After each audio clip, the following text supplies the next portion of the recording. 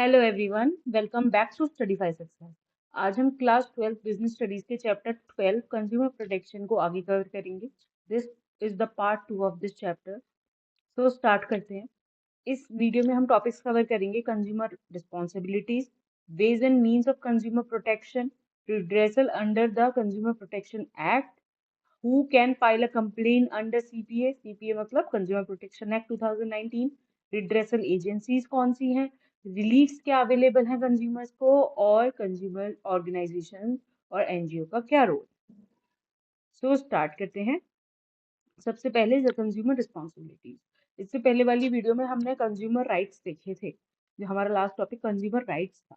Consumer को कुछ rights दिए गए हैं, तो कंज्यूमर को की कुछ रिस्पॉन्सिबिलिटीज भी बनती हैं कि वो उन रिस्पॉन्सिबिलिटीज को भी पूरा करे। तो क्या क्या रिस्पॉन्सिबिलिटी हैं? पहली, बी नॉलेजेबल। उसको नॉलेज होनी चाहिए, वो नॉलेजेबल होना चाहिए, प्रोडक्ट्स के बारे में इन्फॉर्म्ड होना चाहिए, मार्केट के बारे में इन्फॉर्म्ड होना चाहिए, जिससे कि वो एजुकेटेड डिसीजंस ले सके। स्टैंडर्डाइज प्रोडक्ट्स को ही वो खरीदे। स्टैंडर्डाइज प्रोडक्ट्स जिनपे ISI, FPO, हॉलमार्क और क्वालिटी इंश्योर है, जिनकी इस तरह के प्रोडक्ट्स को ही वो खरीदे। फॉलो इंस्ट्रक्शन, जो भी इंस्ट्रक्शन दिए गए हैं उनको फॉलो करे। कॉशियस परचेजिंग करे।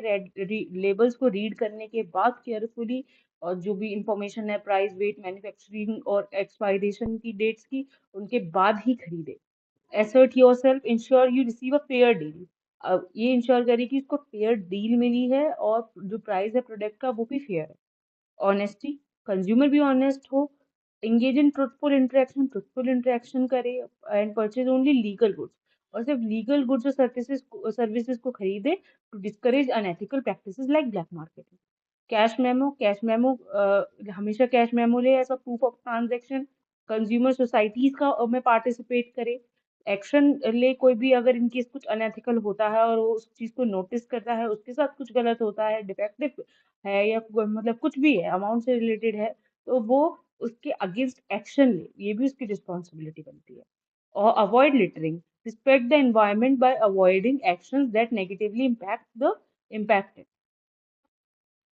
Veg and means of consumer protection. Consumer protection के वेज और मीन्स क्या क्या हैं?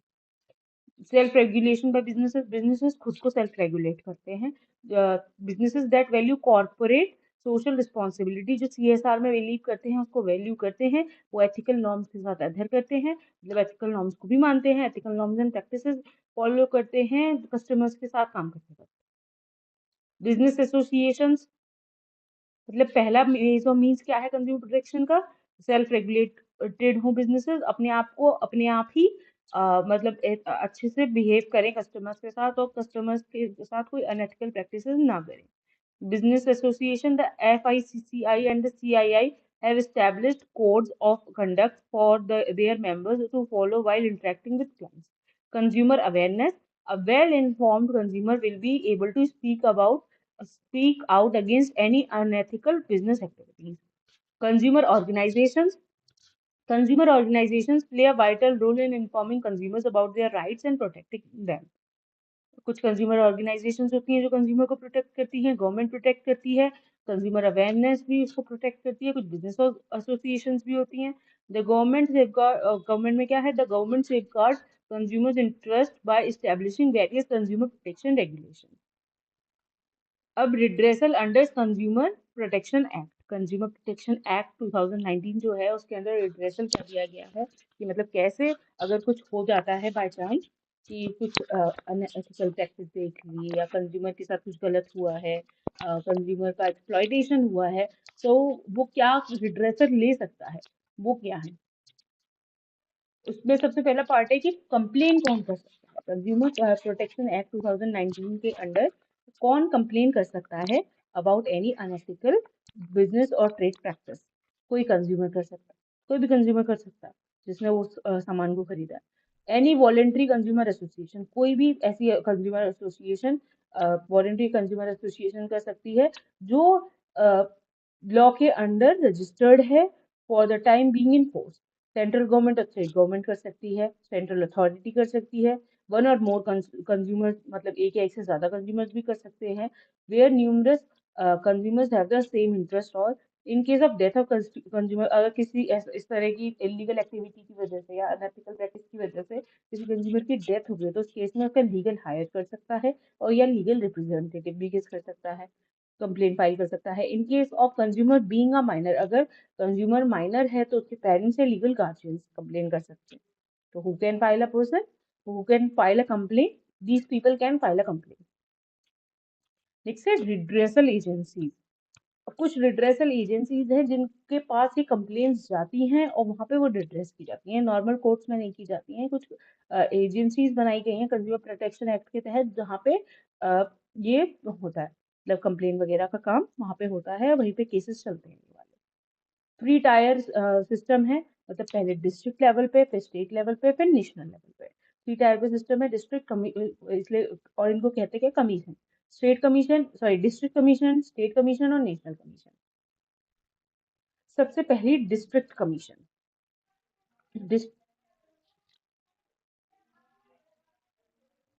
The district commission is established in each district by the state government with the following key characteristics.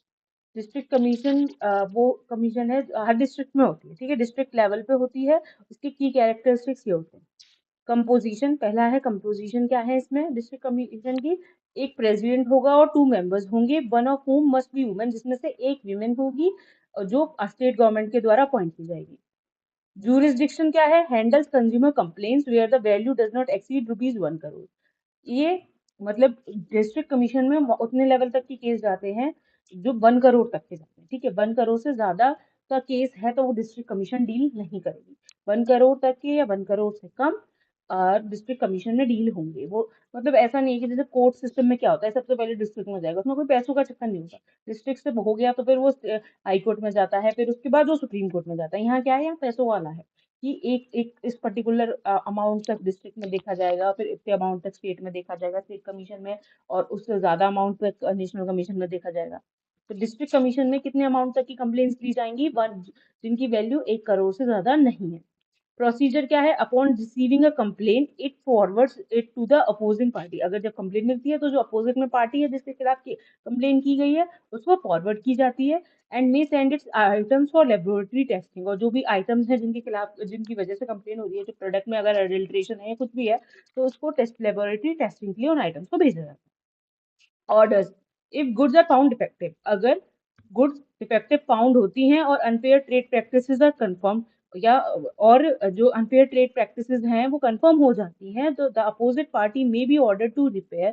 तो उसको ऑर्डर दिया, अपोजिट पार्टी को ऑर्डर दिया जाता है कि वो रिपेयर करे, जो भी डिफेक्टिव अगर है तो उसको रिपेयर करे, रिटर्न करे, या फिर कंपनसेशन पे करे। Appeals, parties can appeal to the state commission within 45 days. अब यहाँ के, अब ये मतलब सेम जैसे यहाँ पे कोर्ट में होता है कि डिस्ट्रिक्ट से इसमें जाएंगे, स्टेट में, स्टेट से नेशनल में जाएंगे। तो डिस्ट्रिक्ट पे मतलब इसमें अमाउंट का तो चक्कर है, ठीक है, पर अगर इन केस अपील आगे करनी है तो वो 45 डेज के अंदर स्टेट कमीशन में भी अपील की जा सकती है। डिस्ट्रिक्ट कमीशन ने अपना फैसला दे दिया तो अपोजिंग पार्टी या कोई भी पार्टी आगे स्टेट कमीशन में फैसले को के लिए अपील कर सकती है 45 डेज के अंदर। स्टेट कमीशन में है वैल्यू एक्सीडिंग, जो 1 करोड़ से ज्यादा और 10 करोड़ से कम, 1 करोड़ से ज्यादा और 10 करोड़ से कम। State commission is established in each state, ये हर स्टेट में होती है। इसकी कैरेक्टरिस्टिक्स है, कंपोजिशन क्या है, एक प्रेसिडेंट होगा, 2 मेंबर्स होंगे, one of whom should be women appointed by the state government. Similar to district, district commission में भी यही था, एक प्रेसिडेंट होगा, 2 मेंबर्स होंगे, और उन 2 मेंबर्स में से एक विमेन होनी चाहिए। और कौन अपॉइंट करेगा, स्टेट गवर्नमेंट अपॉइंट करेगी। जुरिस्डिक्शन क्या है, handles complaint where the value exceeds 1 crore. ये उन कंप्लेंट्स को हैंडल करती है जहां पे वैल्यू 1 करोड़ से ज्यादा होती है पर 10 करोड़ से कम होती है, ठीक है। और उन केस कंप्लेंट्स को भी हैंडल करती है जो डिस्ट्रिक्ट कोर्ट से आगे अपील आई है। Procedure, upon receiving a complaint, जब कंप्लेंट आती है इट में forward it to opposing party, opposing party को फॉरवर्ड करती है, और जो भी आइटम्स हैं उनको लेबोरेटरी एग्जामिनेशन के लिए भेजती है। सेम प्रोसीजर है। स्टेट कमीशन में order the replacement, state commission भी सेम ही मतलब ऑर्डर दे सकती है, रिप्लेसमेंट का ऑर्डर दे सकती है, रिएम्बर्समेंट का ऑर्डर दे सकती है, कंपनसेशन का भी ऑर्डर दे सकती है। अपील्स, डिससेटिस्फाइड पार्टी जो होती है वो नेशनल कमीशन के पास और 30 दिन के अंदर अपील कर सकती है, ठीक है। डिस्ट्रिक्ट कमीशन में क्या था, 45 डेज में स्टेट कमीशन पे अपील करोगे अगर करना है आगे तो, और स्टेट कमीशन से कोई फैसला हो गया तो 30 डेज के अंदर नेशनल कमीशन में अपील होगा, और डिस्ट्रिक्ट कमीशन में 1 करोड़ से कम, और स्टेट कमीशन में 1 करोड़ से ज्यादा और 10 करोड़ से कम। अब नेशनल कमीशन क्या है? नेशनल कमीशन सेंट्रल गवर्नमेंट के द्वारा एस्टेब्लिश्ड है, ये पूरे देश में एक ही है। ओके, अब इसका कंपोजिशन क्या है? इसमें प्रेसिडेंट होगा और एटलीस्ट 4 मेंबर्स होंगे। वो एटलीस्ट 2 मेंबर्स थे, या एटलीस्ट 4 मेंबर्स होंगे, और जिसमें से एक वुमेन होनी चाहिए। ठीक है, और ये सेंट्रल गवर्नमेंट के द्वारा अपॉइंट की जाती है। स्टेट और डिस्ट्रिक्ट कमीशन क्या थी? वो स्टेट गवर्नमेंट के द्वारा अपॉइंट की जा रही थी, और 1 प्रेसिडेंट प्लस 2 मेंबर्स थे, out of which 1 should be women. और यहाँ पे नेशनल कमीशन में 1 प्रेसिडेंट प्लस 4 मेंबर्स हैं, out of which 1 should be women, and ये सेंट्रल गवर्नमेंट अपॉइंट कर रही है। जुरिस्डिक्शन क्या है? 10 करोड़ से ज्यादा। स्टेट में डिस्ट्रिक्ट में क्या था? 1 करोड़ से कम, ठीक है, 1 करोड़ तक। फिर स्टेट में क्या था? 1 करोड़ टू 10 करोड़। फिर नेशनल में क्या है? अबव 10 करोड़। जितने भी केसेस है जिनका जो वैल्यू है आइटम्स की वो 10 करोड़ से ज्यादा हो रही है, तो वो नेशनल कमीशन में जाएंगी, और स्टेट से जो आगे फॉरवर्ड होके आई है वो नेशनल कमीशन में जाएंगी। प्रोसीजर प्रोसीजर वही है। National commission can refer complaints to the opposing party, वो अपोजिंग पार्टी की कंप्लेंट्स को रेफर करेगा, उनको भेजेगा आगे, और आइटम्स को टेस्टिंग के लिए भेजी जाएगी। फिर ऑर्डर क्या? रिप्लेसमेंट का, कंपनसेशन का, और एप्रोप्रिएट रिलीफ का ऑर्डर दे सकता है। अपील, इसके आगे एक अपील सुप्रीम कोर्ट में जाती है। ऐसा नहीं है कि नेशनल कमीशन से आगे अपील नहीं जाएगी। अगर नेशनल कमीशन में कोई फैसला हुआ तो वो इससे आगे सुप्रीम कोर्ट में जाएगा विद इन 30 डेज। अगर डिसीजन से डिससेटिस्फाइड हो तो 30 दिन के अंदर सुप्रीम कोर्ट में अपील जाएगी। तो ये हो गई हमारी डिस्ट्रिक्ट कमीशन, स्टेट कमीशन और नेशनल कमीशन। अब कंज्यूमर्स को क्या रिलीफ अवेलेबल है? कंज्यूमर को क्या, मतलब ये जो यहाँ पे था ना, ऑर्डर्स में रिलीफ देना, अप्रोप्रिएट रिलीफ मिलता है, तो क्या कंज्यूमर्स को इनकेस कुछ अगर उनका कुछ नुकसान होता है, और क्या रिलीफ दिए जाएंगे ड्रेस एजेंसीज के द्वारा? तो ये रिलीफ है, जो भी डिफेक्ट्स है उनको रिमूव करवाया जा सकता है, रिप्लेसमेंट हो सकता है, रिफंड हो सकता है, कंपनसेशन दिया जा सकता है, अगर कोई इंजरी या लॉस हुआ है उसका कंपनसेशन मिलेगा। प्यूनिटिव डैमेजेस, अगर सुटेबल केसेस है उनपे प्यूनिटिव डैमेजेस भी एप्लीकेबल होते हैं। डिसकंटिन्यूएंस हो सकता है, अगर अनफेयर ट्रेड प्रैक्टिसेस या हैजर्डियस गुड्स को कोई बेच रहा है तो उसके फर्म को ही डिसकंटिन्यू किया जा सकता है। करेक्टिव एडवर्टाइजमेंट दिलवाए जा सकते हैं। कई बार ये जो केसेस होते हैं वो ये वजह से भी होते हैं कि एड आपका अप्रोप्रिएट नहीं है, तो करेक्टिव एडवर्टाइजमेंट्स को भी रन करवाया जा सकता है, और एक्सपेंसेस का रीइंबर्समेंट भी हो सकता है।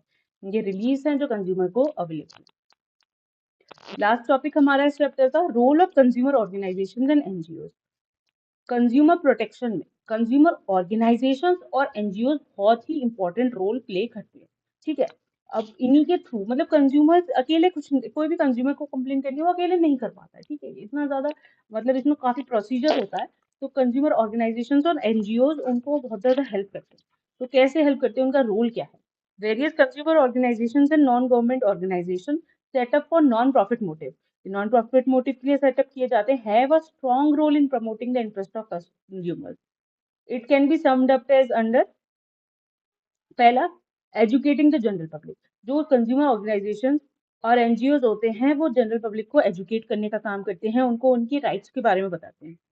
Publishing periodicals and other publication, इस तरह के पीरियोडिकल्स और पब्लिकेशंस को पब्लिश करते हैं जिसमें consumer problems, legal reporting, relief available, और भी जो मैटर हैं कंज्यूमर इंटरेस्ट के उनके बारे में पब्लिश किया जाता है। Carrying out comparative testing of consumer products in accredited laboratories to test qualities brand DTC. जो एनजीओज और कंज्यूमर ऑर्गेनाइजेशन होती है वो क्या करती है? कंपेरेटिव टेस्टिंग वगैरह करती रहती हैं, लैब्स में करवाती हैं। एक्रेडिटेड जो लैब्स हैं, जो मतलब हैं अच्छी लैब्स होती हैं, वहाँ पे क्वालिटी टेस्ट वगैरह करवाती हैं, जिससे पता चलता रहे कि प्रोडक्ट क्वालिटी का आ रहा है या नहीं आ रहा है। Encouraging consumers to strongly protest, consumers को प्रोटेस्ट करने के लिए इनकरेज करती हैं, और कोई भी गलत काम हो रहा है, एक्सप्लॉइटेशन हो रहा है, तो उसके खिलाफ एक्शन लेने के लिए इनकरेज करती हैं। Providing legal assistance to consumers, consumers को लीगल असिस्टेंस प्रोवाइड करती हैं by way of providing aid, legal advice, ETC. Filing complaints, complaints file करने में हेल्पफुल होती हैं, मतलब ये कंप्लेंट्स फाइल करने में हेल्प करती हैं कंज्यूमर्स की in appropriate consumer courts on behalf of consumers. Help भी करती हैं, और मतलब कंज्यूमर के बिहाफ पे जो कंप्लेंट्स है उनको फाइल कर देती हैं। Taking an initiative in filing cases को फाइल करने में भी इनिशिएटिव लेती हैं इन consumer courts in the interest of general public, not for any individual. तो ये रोल है कंज्यूमर ऑर्गेनाइजेशंस और एनजीओज का, ये क्या क्या काम करते हैं और ये कैसे कंज्यूमर्स की हेल्प करते हैं उनको उनको प्रोटेक्ट करने में, उनका उनका एक्सप्लॉयटेशन ना हो इसलिए। इसी के साथ हमारा ये चैप्टर यहाँ पे खत्म होता है। आई होप आप लोगों को समझ आया होगा। और अगर आपको इस वीडियो की पीडीएफ चाहिए तो वो आपको सर्टिफाइड सक्सेस की एप्लीकेशन में मिल जाएगी। और अगर आपको पेड बैचेस चाहिए बिजनेस स्टडीज, अकाउंटेंसी और इकोनॉमिक्स के, तो वो भी आप जाके सर्टिफाइड सक्सेस की एप्लीकेशन पर चेक कर सकते हैं। बहुत ही रीजनेबल प्राइसेस हैं। एप्लीकेशन का लिंक आपको डिस्क्रिप्शन में दिया हुआ है। Thank you and have a nice day.